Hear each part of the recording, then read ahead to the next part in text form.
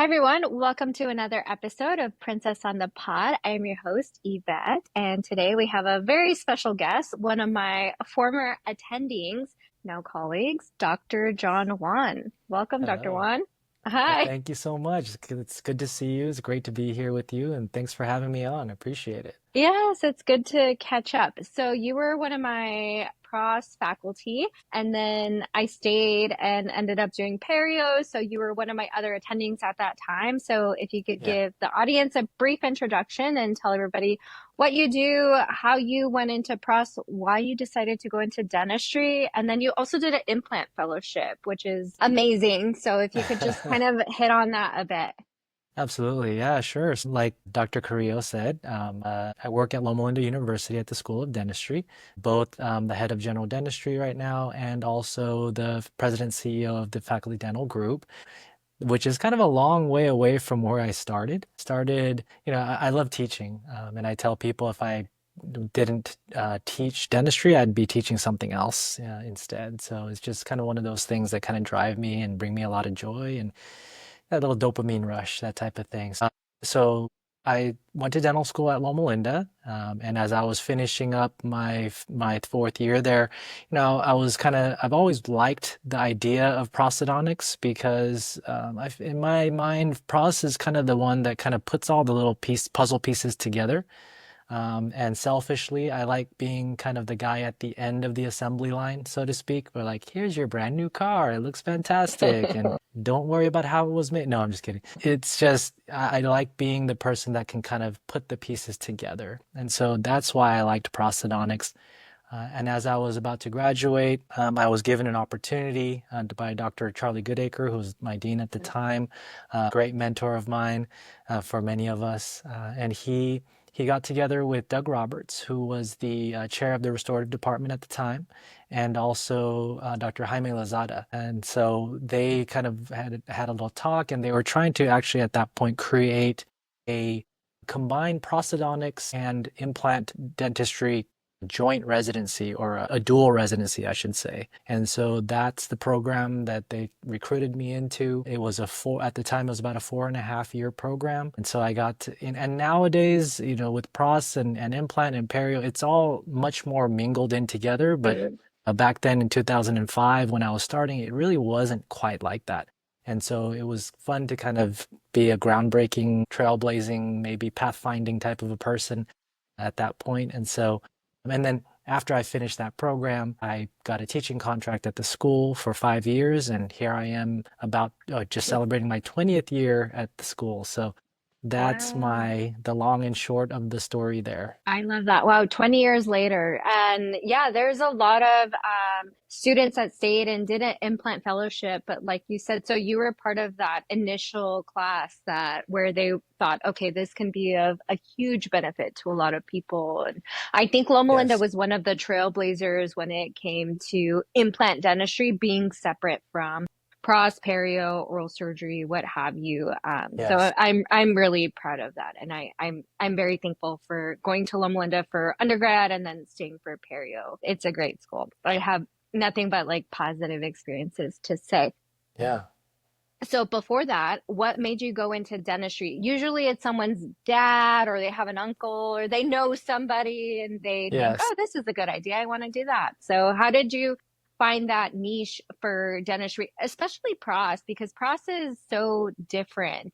Mhm. Your brain just works a little bit different than everybody in all the specialties. So how did you find dentistry and then how did you decide that you wanted to specialize in pros? So yeah, my first exposure to dentistry was actually through my father. Like you said, a lot of us get exposed through our parents. My dad was a dental lab technician when I was growing up. We grew up in the Bellevue, Washington area, about just outside of Seattle, and he ran a fixed prosthodontics lab. So crowns, bridges, that type of thing. They didn't have implants back then. So Right. some of those early memories that I have of my dad working would be not just my dad, but my mom as well. It was kind of a family business. And so we go visit my dad at work. My dad would be sitting there like waxing something or, about to cast something. My mom would be on the other side mixing up, gypsum products or plaster or stone, pouring up dyes and whatnot. And so that was my first exposure to it. I was actually very comfortable with it because of that, because that's what my dad did. You know, he worked with his hands and he made all these things that people could enjoy. So that was my first touch point on that. And I guess because of that, I think a lot of people either don't enjoy lab work or are kind Right. of like intimidated by it. I feel like because of that early exposure, I wasn't concerned about the lab work component of prosthodontics because I saw the makings of it from such an early age. So it was just kind of exciting for me. Yeah. Did you work in the lab? I did not. I was too young. I think I probably would have messed it all up for for them. My dad, he was lab technician until I got to first grade, and then Oh, he okay. retrained into his new profession of becoming a pastor. And so, yeah, no, as a 6-year-old, I probably would have done a lot more damage than good in there. You So would have. So I worked in the lab you actually. did. Wow. I did. My dad, that was like back in the, so my dad was class of 81 from Loma Linda. Okay. And it was back in the day where a lot of dentists had in-house labs. And so I really wanted to work at the mall. And he was like, no, you can work in the lab. You want a job? You want money? Then you can work in the lab. And Yeah. so I did all the pouring, ditching dyes, Oh, made sure that the wow. lab technician was on schedule. And yeah, so I kind of joke that that's why I went into perio because I had so much trauma as a You got kid. so tired of it. Trauma. I had so much trauma as a kid that I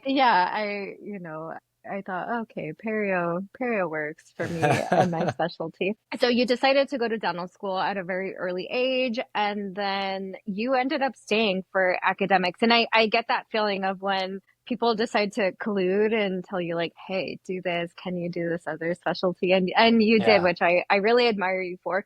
You made a Yeah. huge impact on not just myself, but a lot of my classmates all Oh, really have really fond memories of you and oh, thank just you. genuinely wanting to help us succeed, not just in Mm, dentistry, but in life as well. So you mm, decided to stay. And with academics, as I know, just from my part-time faculty, it can be a thankless job a lot of the time. mm, We work really hard, long hours, you're not getting paid, you're not clocked in. It's nothing like private practice. It's so different. But yeah. you decided to pursue academics. So what made you decide to pursue academics versus private practice? Which Mhm, you're doing great. You would have done amazing either way, but you decided a really specific route that is mm, so thankless compared to private practice or other mm. routes, you know? Yeah. Well, first of all, thank you for the kind words. That's Yeah. really, really meaningful to me. As a teacher, it's just one of those things that like just warms my heart. I have like goosebumps right now as you're talking, so I really appreciate that. Kind of like I was saying, I guess, these are the moments, these are the moments where I love teaching. I love having that little bit, a little bit of an impact as much as I can for students, whether it's teaching them about occlusion or how to put on a rubber dam or whatever, or how to place an implant and restore it. Or I don't know. There's just something about what I call that teaching bug that if you appreciate what I call the aha moment, see that kind of light bulb go off in somebody's eyes. There's not much in life that can compare to that kind of sudden rush of dopamine that I get from that. So I think that's why I enjoy teaching. It's just kind of inherent to me. As far as what, private practice versus academia, I do still, I say dabble in private practice. I do Mhm. 1 day a week outside, and it's enough to keep my hands in it, keep me humble, understand the struggles that students and other faculty go through, and clinicians, alumni. So it still gives me a little bit of that. 1 day is, at this point, it's enough for me. I have so much respect for people like you who are doing the patient care and running the business side of all the things, all the people and all the paper towels and toilet paper for the waiting rooms and things like that. So I consider myself blessed to kind of be able to do a little bit of both. It's always difficult, right? So you decide to choose your heart. Like that aha moment for me didn't come until I started residency. And then when I Mm, started residency, and then we decided to learn about literature and reading the papers and the history. And in that moment, I remember thinking, why do I need to know this? Why do I need to know this paper from 1982? Right. And then you realize this is the foundation of what sets Hmm. dentistry apart from medicine. And Yes. it was that aha moment that then I felt, oh my gosh, I think I did harm in dental school to my patients because I didn't know. But that Oh, aha moment doesn't come but then you have a new set of students or residents or what have you, and they all learn differently. And it's really tough to adapt to how they learn and what's gonna sink in for them. It's so tough. And yes. yeah, academics, it's really, really tough. Yeah. No, and it's that balance of like you want to try to tailor as much as you can to each individual. You want to Mhm. sit and like hear their story and also, reach out to, okay, is this what type of learner is this person and that Right. type of thing. But you only have so much time, right? You And only they don't have, know. I had yeah. no clue what type of learner I was because Mm. you're so focused on trying to pass that exam, that test. And then you think, oh, in private practice, it's going to be so different. It's not. It's not different. You're a lifelong learner. So I think the Mm. sooner that students understand, the easier it is for them. Bringing me back to trauma of dental school. The trauma of dental school. No, it's Yeah. great. I heard somebody say that it was more difficult to get out than it was to get in, and I couldn't Mm. agree more. Well, I mean, the perseverance, the blood's literally the blood, the sweat, and the tears that it takes to get through the program. Mhm. It's character building, let's call it that, right? Yeah, It is. it takes a lot to get through it. But that's why we're so You proud learn of a our lot. students.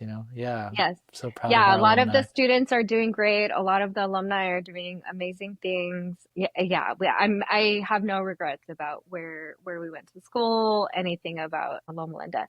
Mm. So, aside from that, let's talk a little bit about you as a person, your hobbies. Ah, What do you like to do for fun? I know you and Dr. Soprano were super into like, what is it called? Like Iron Man and we working were, out. yeah, You like cooking. Yeah. So, yes. outside of who you are as a attending, what do you Uh-huh. like to do for fun? So yeah, it's so funny that you should mention that because like I feel like my two of the things that I really enjoy doing are like kind of polar opposites from one another, right? Is not opposites, but you're right. Dr. Soprano and I, we used to do CrossFit, and I still do. I do a lot of those types of workouts. I do a lot of Spartan races, which is kind of Okay. like that obstacle course racing type of thing. I've done 13 races thus far this year, and I have a few more, and I'm trying to get to 20 at least this year. So I'm trying to get there. I'm trying to stay healthy, trying to stay mobile, that type of thing. But on Yeah. the other hand, one of my other hobbies is I do like to cook. So I do a lot of meat smoking, like brisket and things like that. I don't know. Those are a couple of the joys in my life these days. Some would say the workout part is more the punishment for the other joy, or vice versa. Right. But yeah. I have, let's see what else on the personal side. I have a dog, my Jack Russell Terrier that I rescued about 7 months ago. But he's about a year and a half old now, I think he is. And he does my runs with me, and he tries to prevent me from working out when I'm doing certain things. But yeah, what else do I do? Hiking, I like camping a lot. I Nice. have an off-roading vehicle, so I'll go overlanding, just kind of get out there into the wilderness and camp under the stars and stuff Oh. like that. So Yeah, it's fun. you're I living on enjoy the it. edge. Oh, I'm terrified of like half the things you said, like the races. Cooking 1000%. How Mhm. did you learn? Were you always into grilling? And you have a really nice grill, by the way. It's a Ah, really nice grill. And then when you were sharing when you were grilling for what was it, 4th of July? mhm. Oh my gosh, I think you smoked whatever you guys were cooking. I can't remember at the time, but Yeah. for hours, and you guys were Yes. waking up, you're spraying it with, I think, apple cider vinegar. And there's so many things Yeah. that you could spray the meats with, Yeah. and how you can cook reverse searing or, slow, or yeah, it's so you can get so into cooking meat. Yes. And then you also have a really good selection of meats from, yeah, Snake Farm. Snake But River Farm. Yes. Yeah. yeah, That one's next level. They have the Wagyu, they do. super buttery type of thing. Hmm. It's funny because one of the other guests that you've had, Dr. Kyle Polson, Yeah. after I posted, like he and I were talking about it, he was messaging me like, "Oh, what's your technique?" And I was asking him, and so it's so funny how much engagement I get from just posting cooking videos. But yeah, It's so Yeah. good. Food is so good. It's just, oh my gosh, it's so good. So, what's next on your to do for smoking, grilling, or cooking some type of meat? So actually, so my brother's family's visiting right now. And so about 30 minutes before we started recording today, I just pulled off the brisket, another Wagyu brisket from Snake River Farms. We started it, let's see, I think we put it in at about, I think it was in for about 20 hours at a low and slow temperature. So it went What all type? night. Just Yes. slow. Yeah. Yeah, just low and slow, trying to get up Yeah. to at about 195 to about Sure. 200 and to Sure. that final temp. And then now we put it in tallow. We wrapped it up in, by the way, it started out as a 22-pound brisket, which is pretty large, is pretty Yeah. heavy baby. Is bigger than my dog. But now it's in the warmer, just kind of waiting for Nice. it to come down to that perfect So now you're temperature. cooling it down. Cool, cool, cool. Yes, getting it down to Okay. about 150, 140, 150 to 140, somewhere right in there Uh-huh. before we start slicing. So, yeah, all my nephews and nieces are here. There's six of them, so there'll be some hungry mouths to enjoy together. Yeah, it'll be I have fun. no patience, so it's so tough for me because I'm not patient at all. So I have to eat before I start cooking because otherwise, yeah. How do you do your bark for your brisket? Are you doing like a mayo coating or mustard, like just traditional salt and pepper? Like what are you doing for the bark? Yeah, so with this one these days, so I generally speaking, I follow the Goldie's method, which is Hmm. kind of one of the newer ones on the block, so to speak. I've done the mustard on the outside to kind Yeah. of be that binder.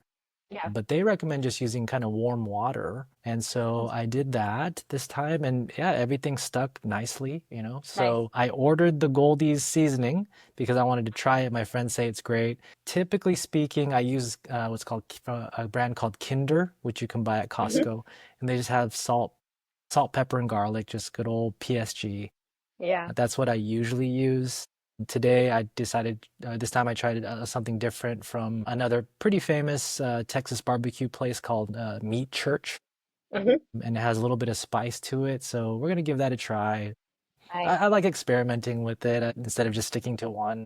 Yeah, exactly. You got to try all things. What about sides? What are your favorite sides? So my family's Korean. We have to mix it up a little bit. And we do like a salad usually, something like that. Maybe something a little bit sweet. So Greens. so we're doing like a broccoli. It's like a kind of a sweet broccoli and raisin type of Hmm. a side today. Yeah. Because mainly because my parents are here, and because everybody likes rice, we'll do some white rice there, and of course have to have some kimchi because again we're Yes. Korean, so we got to do that. According to my parents, no meal is complete without rice and kimchi, so we'll do some of Love. that too. Nice. Yeah, I'm looking forward That's to it. good. So you got a little bit of everything, a little spice, a little tangy, a little sweet. So it should Yes, be a good, yeah, nice. I love that. My mouth is watering. I know. It's a good thing I'm on low def because like I'm wiping saliva from my chin right. Okay, so moving aside from dentistry and your hop. Well, no, before that, I want to hear about your dog. How'd Oh you decide yeah. to adopt a dog? Yeah. A great question. I had dogs growing up.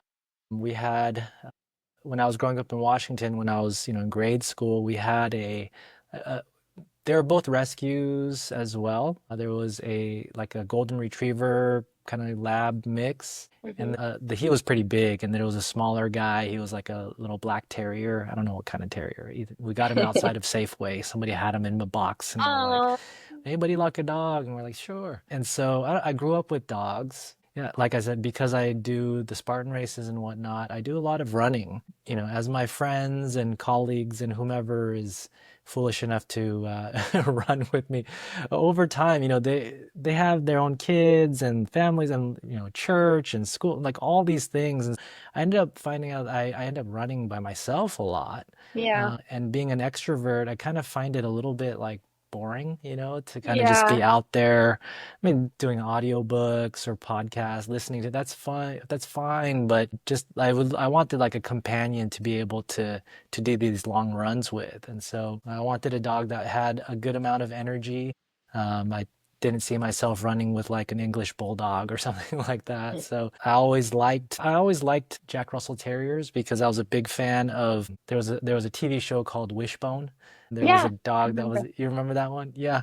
And so I used to have his stuffed animals and things like that. And so when I saw this little guy, his name was Zero. They had already named Oh. him. And so he was really cute. He just came up to me and I liked his name too because I always liked that little dog from The Nightmare Before Christmas. And so so it was like I went to see him and I had on one evening and I was like, okay, I'm not gonna get a dog today. I'm just gonna go look. I promise myself I'm not gonna just like show up and get one. That's irresponsible. So I go in the evening after work, I meet Zero, and I was like, okay, let me go home, let me think about it.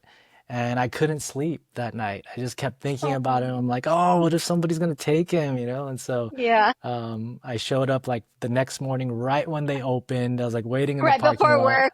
Yeah, fortunately it was on the weekend, so I didn't have to like carry him into Prince Hall at the school or Yeah. anything like that. But yeah, so I got in, I got him. So yeah, he's a cute little guy. Oh, Yeah, I he's my love, buddy. yes, he's so cute. I love Nightmare Before Christmas. It's one of my Mm. favorite movies. I love that movie. And yeah, I love pets. I always say that if I wasn't a dentist, I would have gone into veterinary medicine, but I Ah. never could have. No, I could not. What they do is so wild. I'm a little bit shocked that you're an extrovert. Yes, I'm a little I get shocked. that. I get that from people sometimes. Yeah. I don't know. I think it's funny because I don't usually like talk that much and I'm not always like Right. spending like a ton of time with people, but I just like to be around people, Right, I right. suppose. Yeah. Yeah, so that's the definition of an extrovert. Yeah, which you don't need to talk. And sometimes I'm very extroverted. Yeah, sometimes I feel like, oh, you bet you should talk less. Like, just relax. But you get that rush off of, which makes sense because otherwise academics and being an attending, it's so tough if you're Yes. introverted. You know, it Yes. just drains you, which I'm sure Yeah. we all have those introverted moments where you just go home and you feel like, I can't talk, I can't move, I can't say Yeah. anything. I just need to like Yes. There are many days that relax. are still like that, even as an extrovert. But yeah, so I have a Mhm. lot of respect for my introvert colleagues who, especially the clinical ones, because you're right, you're Right, constantly bombarded with questions. You have not only the students, but also the patients there too. And right. then I always tell people like one of the hardest things about clinical teaching is that, when you're practicing, there's a lot of things that you just do. They're just habitual, right? They just become Mhm. habits. Your hands just kind of move. You have this flow about you. Versus now when you're trying to teach a student, you have to take all those things, you have to put them into words Right, and then try to explain it to them without offending them and without right, making the patient feel like, oh, this kid doesn't know what they're doing, right? right, So right. it's a different challenge. It's the most challenging. I learned a lot about myself as an attending because the way you communicate to a student and trying to put whatever knowledge I know and deliver it to them so that they can work on their hand skills Mm, or discussing with the patient, whatever it is or whatever challenge they're facing that day. It's so hard. I learned yes. so much about myself as an attending. It really Mm, opened up a new, what do you call it? Like not a new chapter, but a new version of myself, I guess. Because mm-hmm. it was so tough. Yeah. I learned I grew a lot too as an attending. It was so tough. I learned Yes. a lot. I'm like kind of Yeah. ready to go back, but at the same time, like, are you really ready to go back? I'm not sure. Yeah. No, it's definitely like just trying to take the emotions out of it as far as just like trying to stay as even as possible and trying not to upset the student while you're trying to impart some technique. Because usually you kind of have to tell them that they're doing something wrong or not Right, wrong, but like they can make an improvement. So how do you right. do that without upsetting them or hurting their feelings, right? It's so difficult because in their moment, they usually feel like, well, no, I learned this, so this is how I'm going to do it. So you're trying to get them to step outside of the box and Mm-hmm. look from a different perspective. And then they just kind of feel like, well, no, because they're really stuck on whatever plan they had. And then you just come and change the whole plan. And then you have to have such a low ego to be able to Hmm. accept that, okay, you can do it this way. I'm Right. explaining why you should do it this way, but maybe think about this. But if you want to try it your way, okay. And they might fail Yeah. and they might do great, but you just have to watch them fail. It's so tough. It's like I don't have kids, but I would assume it's like what having kids would feel like. But it's hard because you have whether you're at the pre-doc clinic or the like grad clinic, it's so tough. Yeah, yeah, definitely. It can be very, very draining. Hopefully most people find kind of that sweet spot and whether it's teaching, you're also in private practice too, I'm sure with your staff as well. Like how do you impart this information and knowledge without bringing them to tears, right? There's that Oh, teaching that's side too. happened.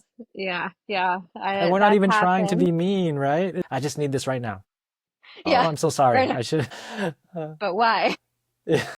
It's tough.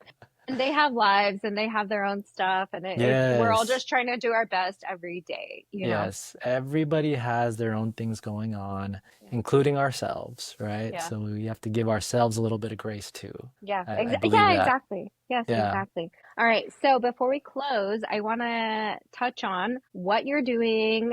You're doing a lot of amazing things for the school, Mm.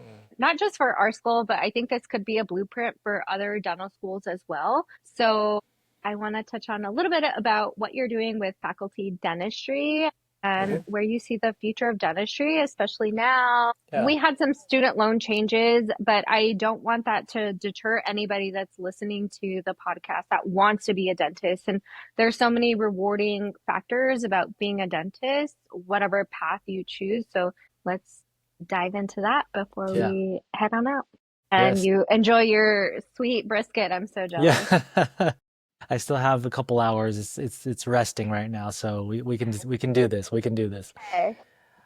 So yeah, the beginning of my career, the first, I would say 10, 15 years of my career was really about the students and the patients and making of the educate, like the actual education side of the frontline educator, I would say. Probably the last 5 years or so, and now moving forward, my focus has really shifted to the faculty side of things. One of the biggest challenges facing dental education, on top of the loan issue, like you said, in my opinion, the greatest challenge that we face is not the applicant pool per se. It's really Okay. the faculty shortage. So when I was going through dental school, and well, would say when we were going through dental school, because there really weren't very many changes between you and I, which were probably Mm. about 10, 15 years or probably about 10 years. There 10. are yeah, about 10, yeah.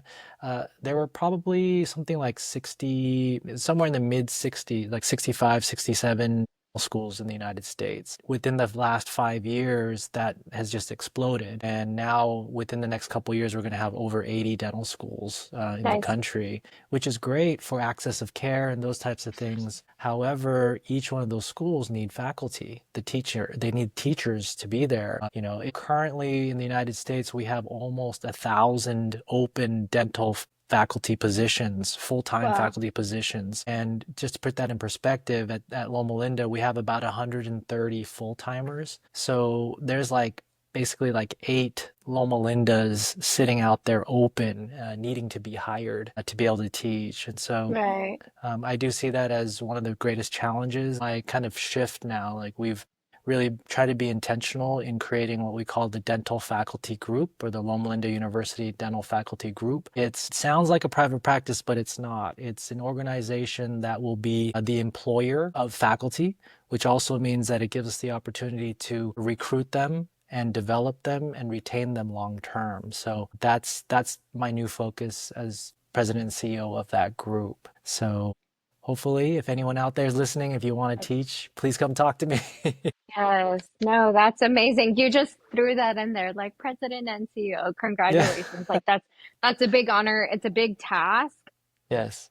There's a very big picture to what you're trying to do. Anytime that I had any student, I think it's tough when you're a student or a resident to see the bigger picture unless you go back into academia. Then you Mhm. really see what it's like behind the curtain, right? Yes, yes. And so when you're a student, it's all about you. Me, me, me. I'm Mm, doing this. I'm taking this test. I'm trying to pass this test. I'm trying to do this lab work and all that. And yeah. I felt that I was very guilty. If it wouldn't have been for my dad, who's a dentist and also went to Loma Linda, he would say, shadow your part-time faculty who are there part-time because they hold a private practice and they're donating their time. Go Mm, shadow them because they want to teach and they want to explain. So I started doing that it was rare in undergrad that or pre-doc that we had like big time slots. In residency, I had a little bit more time. So I would go shadow part-time faculty. mhm. And then you start to see a whole different side when you're a resident. And then when I was another attending, where you really realize it takes so much effort to get to the school. It takes time away from your family. It takes time away from your private practice if you're doing both. It's Yeah. such a, it's not a thankless job. It's just so difficult. And I don't think you really know. And I think it sounds bad, but when you're in school, because you're paying so much for tuition, you think that your tuition money goes to those attendings, and it really doesn't. Like, Yeah. it really doesn't. You know, it takes so much to run a dental school and a university, and it's Yes. just, it, yeah. So I hope that anybody listening to this who is interested in academics and likes teaching, they can take home a big message that you're trying. We're trying. Yes, we are trying, and it's a great opportunity to make a great impact on people. Mhm. I know you and I can probably think back to our part-time faculty, even our full-time faculty people Right. that just all these teaching moments, the things that we learn from people, and it's a Yeah. significant impact. I tell people that are intimidated, they say, "Oh, I don't really know anything. I don't feel like I know." Well, I say, students don't even know how to use a finger rest to prep.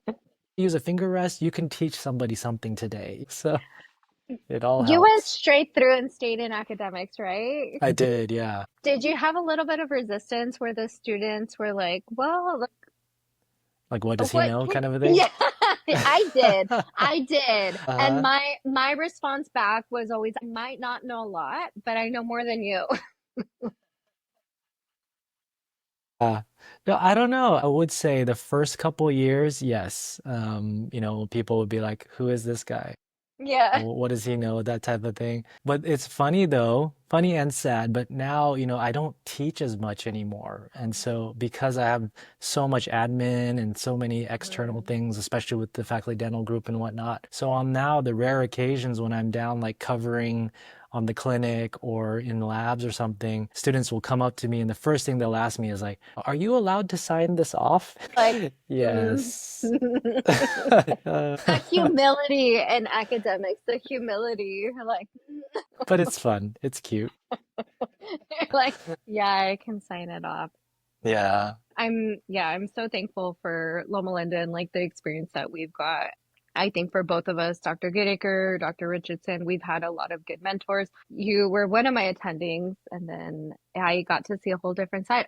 You probably don't remember, but you were at that time still more on the clinic side, Mm. and you were with a lot of students, and they were waiting to get things checked off, right? Because they have to get, whether it's a prep or a denture, whatever it is, their checks for the day.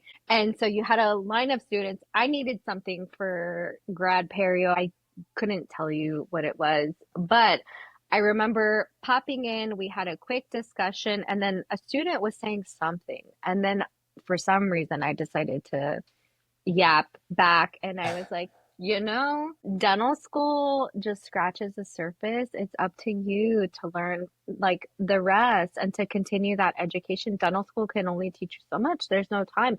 So I highly recommend specializing or continuing that education with Kois or Spear or Pinky, whatever you decide, Yeah. OBI, whatever you decide to do. It's up to Yes. you to continue that education because we just don't have enough time in dental school. Mhm. We really don't. Yeah. It's And four then you're years like, sounds like, yeah. yeah. I was like, oh, thank you. I felt so validated.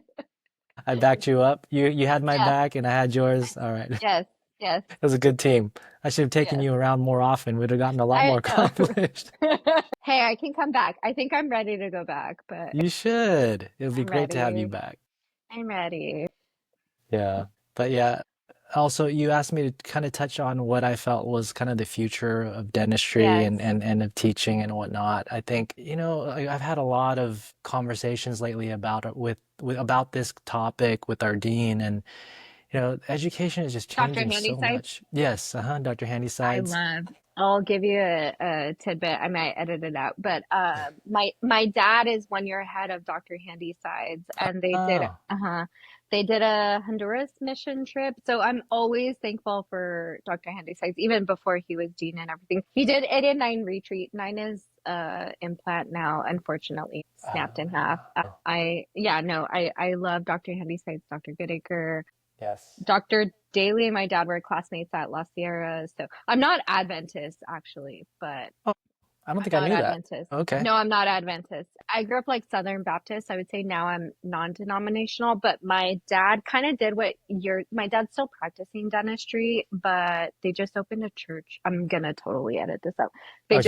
They just opened a church within like the last year. And so my dad's still practicing and doing whatever he does. And then my mom's been busy with a nonprofit where they do like clothes, toiletries, Hmm. haircuts, and stuff for homeless and near homeless Oh, people in wow. their area. Yeah, they don't live here. So they should have an open house soon. I'll do a video on it. But yeah, so then my dad had some church drama and then decided to open up his own church. So now I'm a pastor's Hmm. kid in my almost 40s. We have so much in common, I'm I telling you. know, I know. Kind of So did it in now I'm a reverse PK. order, but yeah. Yeah. So now I'm a PK. We're Oh, busy. I they know. sound like beautiful people. They're amazing. I'm very lucky. It's incredible. Thank Hmm. you. Okay, Very cool. let's pop back in. We were talking about future of dentistry, Oh yeah, future of dentistry. future of dentistry. Okay, so where do we see the future of dentistry, especially now, maybe with somebody that's hesitant to take out student loans to go into Hmm. dentistry? What advice do you have, especially from someone that's gone through a very tough path? You've specialized twice, and then now you're in academics and pushing forward to advocate for more faculty to student ratio, higher faculty to student ratio. So, Yeah. any advice that you have? So I think, like you said, I mean, there are some distinct challenges now, both for students who are currently enrolled and who are considering enrolling. Hopefully, we find that there will be some private institutions that will do some loans, and which I'm hearing those are starting to come back, which they've kind of been off the radar for quite a while. So I think the public sector will eventually come through and make those opportunities available. Having said that, I would really encourage student or prospective students to really think about this career that is dentistry. What is it exactly that you love about, or that make you so interested in it? Because so many people, I remember talking to the previous dean of admissions, Dr. Fred Kaziski, and he told me like the two most common reasons why students choose dentistry are: one, they want to make an impact to help people, and two, it's the lifestyle. And so, I think, whereas I think, the altruistic concept of you want to help people, and regardless of, well, no matter how much money you're making or whatever, you are helping people even if you don't want to help them. Like that's not your number one priority. You're Mhm. still making an impact on society in that manner, which is a beautiful thing, right? Yes. And having said that, the next layer of that is, the lifestyle issues that dentistry faces today compared to 20, 30 years ago are quite significant, with the amount of reimbursement by insurance companies and even Denical and those types of things, those types of entities. It's getting more and more difficult. And then you add on top of that the student loan component of it. I would just encourage students to really have a plan before they, you know, enroll. Don't just think it's all just going to work out. It'll all be fine, Mhm. whatever. Just know what you're getting into, understand your expectations, and then it will work out. I mean, I'm definitely not trying to discourage people from Right. dentistry, because it's still a great field. You still can do very well financially. You can have a very nice lifestyle. But it's just a matter of having realistic expectations for yourself. As far as the actual education side of things, I do feel like education is moving so much to the asynchronous model. And when you and I were in dental school, everything was about you have all 100 or 132 students all in one room with that one professor up front. Right, Right? And that was just the format for every class that we right. took. I do feel like in the future there will be other opportunities to move things more asynchronous. The laboratory component and the student or the patient care will still, I believe, will still need to still remain. But the delivery of the other content, I think they're going to see some changes in that. So those are It's some so tidbits. tough. That's so tough. I also taught dental hygiene, and then we Hmm. had to move to podcast format. So they were responsible Uh, to listening to the podcast whenever they could. It's I was so depressed because I was just speaking to nobody. So for extroverts like you and I, where we yes. depend on that feedback and that energy, and it just Yeah. like, you can deliver a better lecture and get that engagement. It's so tough. But no, I agree, especially with AI. There's just so much now that's going to change within the next Yeah. 5 to 10 years in dentistry. Definitely. Yeah, I mean, even some of the hardest things in education are writing test questions, right? A lot of times we Yeah, as teachers or we as students, our biggest judgment of a teacher is not really how they present material, it's how did they the ask their test. questions, right? The test. And there's some people that believe that that is all going to be AI in the future, AI just creating test banks. So, Yeah, it might. I had a little bit of experience with test questions for a certain exam for the state of California, and there hmm, was a lot of dentists, and we sat down together with a statistician. And it was interesting because you take some of these tests, not related to an academic setting, but the questions were if this then that. And most of us were trying to agree on this is legal, this is true, this is not legal, this is untrue. But the statistician who's not in dentistry was explaining, I don't need this, I just need to be able to write this question. And we're not hmm, taught, we're not trained on how to write test questions, right? right, yeah. It's so difficult, it's so tough.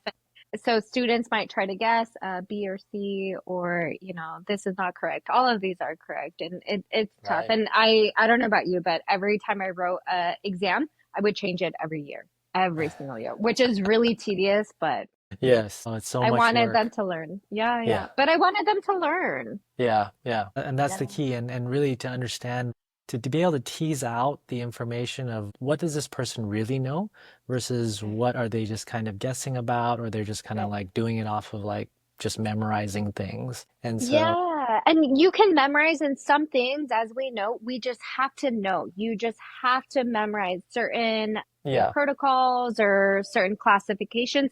You just have to cold hard memorize it. But there's so many things that you need to understand. And I just Yes. want you to understand as a faculty. Yes, yes, definitely. Problem solving, right? I mean, that Hmm. is such an underrated skill coming into dental school because, Yeah. yeah, you can have these great GPAs, you have these great Right. DAT scores and whatnot, and then it's like, okay, how do you do like a lot? You set up like I feel like dentistry is a giant logic game, like all the time, right? Like sequencing and how do you get Right. from point A to point B in this treatment plan? And we don't really test for that, you know? Because it's so gray. And I think a Yes. lot of dental students want it to be really black and white, and Hmm. dentistry is just so gray. But I also think that's a beautiful part of dentistry is Hmm. that we can tackle on a treatment plan in so many different ways, depending on your skill level, your training, and all that. There's not a right or wrong answer so long as we're working within our confines. But Yeah. it's really beautiful to be able to do something in such an artistic way Yes. and tackle on something that we're improving somebody's health. But Hmm. there's a lot of ways to do it. You just need to understand all the ways and why Yes. that way works within your hand skills. Yes. But for a student who's trying to learn something, it's so frustrating. Yeah. Yeah. Like, just teach me this, give me the little Betty Crocker list of like half a Yeah, cup and of they're this, like, a teaspoon of that. so and so said this, and you're like, yeah, it works for so and so. And on that specific patient, right? But like Yeah. different mentality of a different patient with a different Mhm. philosophy. It's an art. Like you said it beautifully. It's like that art and science all So combined. complicated. It's Yes. so And I think complicated. that's where wisdom and experience come into play, right? Knowing how to do it for a different patient. and a different Yeah, student, all that. it's tough. Oh, the things I wish I would have known when I was 19 and decided I'm gonna be a dental. So bad. All right. Any closing remarks that you would like to make? Where can people find you? I Let's think you see. do coaching as well, too. I was looking at your LinkedIn before we hopped on. So, well, coaching is more kind of like I'm the chair of the faculty development committee at the school, and so I do like to spend time with faculty and just people Mhm. or alumni, whomever that have questions or Yeah. just trying to kind of develop their careers or develop their path, of course, students as well. That's just I really enjoy that mentorship side of things, regardless of the age or, whatever. It's just something I do enjoy. So like you said, LinkedIn, I am on there. And just search me up as, well, John One, I guess. I'm on Instagram. I think it's John underscore W, which is just Mhm. John W, but pronounced differently, I suppose. Um, and I'm on here. Yes. But yeah, yeah, So if they want to find you, thank you so much. I like genuinely appreciate you for helping me with my career. Yeah, I wouldn't have been able to get to where I'm at if it wasn't for people like yourself, you're very Dr. kind. Goodacre, Dr. Handy Sides. I had a lot of support in my journey and I'm very, very thankful. Thank you so much for saying that. It's warm tinglies everywhere. All Appreciate you. right, Doc. Thank you.